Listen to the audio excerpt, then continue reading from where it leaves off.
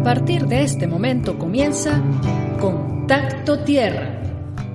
A mi modo de entender, por como nos está contando hoy este capítulo nuevo de La Esfera Verde, vamos a hablar de la historia de la higiene humana y sin duda va a significar un capítulo crítico de la historia de la civilización. Así que me encantaría que nos hiciese un recuento histórico de cómo se llegó a esa invención del water closet.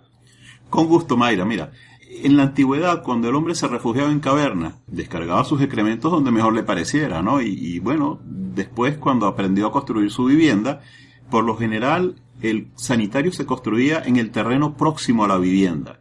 Y a medida que fue creciendo la población, que se configuraron los pueblos, y no todos pues tenían la disponibilidad de un terreno próximo, entonces comenzaron a hacerse sanitarios muy rudimentarios dentro de la vivienda. Un hueco en el piso, eso era todo lo que había, ¿no?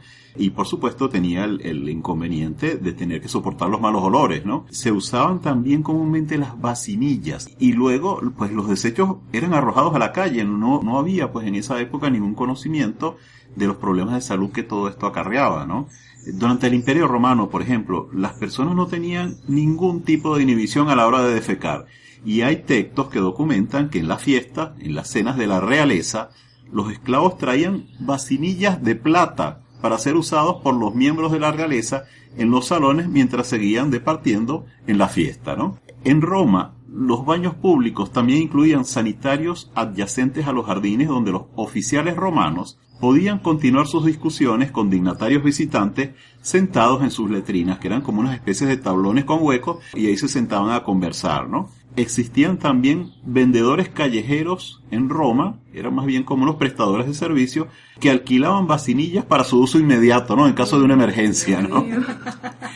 El uso de las vacinillas se extendió hasta la Edad Media, ¿no? Y hay grabados y poemas burlones de la época que dan cuenta de que las vacinillas se descargaban por las ventanas de las casas hacia la calle. Es decir, que había que tener mucho cuidado cuando uno caminando por la calle, no lo fueran a descargar a uno de una vacinilla, ¿no? Que lo que cayera del cielo no fuera precisamente agua de lluvia. Exactamente, ¿no? Algunos sanitarios caseros no pasaban de ser un hueco en el piso de una de las habitaciones o un cajón de madera con un hueco desde donde los excrementos caían en un pozo. Esas eran las primeras letrinas rudimentarias de la época, ¿no?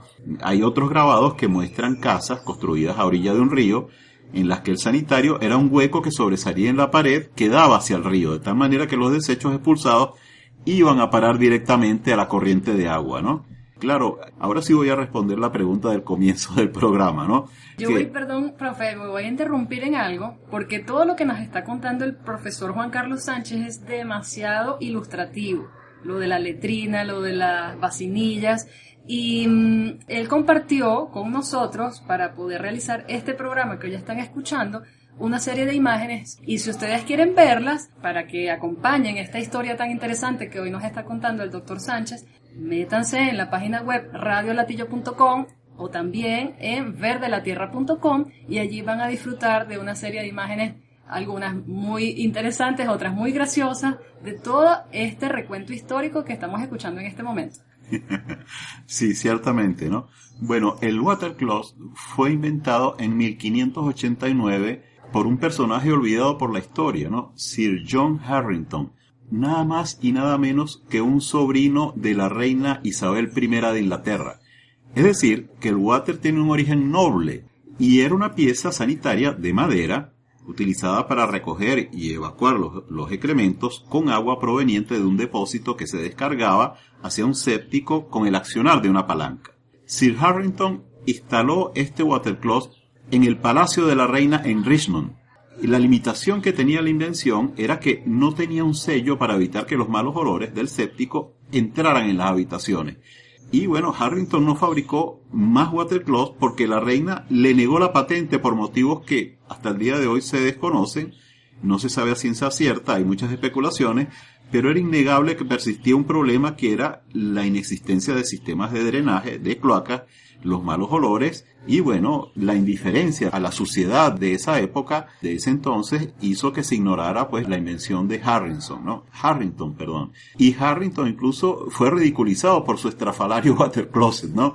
E incluso, bueno, ya en el año 1596, este señor Harrington publicó una sátira, ¿no? En la que describía con detalle su invención, es decir, él mismo burlándose de su invención, pero a la reina no le gustó y lo expulsó de la corte.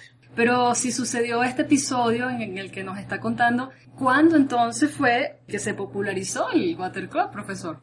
Bueno, habría que decir que la primera patente fue otorgada mucho después, como unos 180 años después, en 1775, ¿no? Y se le otorgó también a un inglés, a un señor llamado Alexander Cummings, quien mejoró el diseño, ¿no? Él le incorporó precisamente un sifón de agua limpia para impedir la salida de los olores de la cloaca hacia los espacios habitados.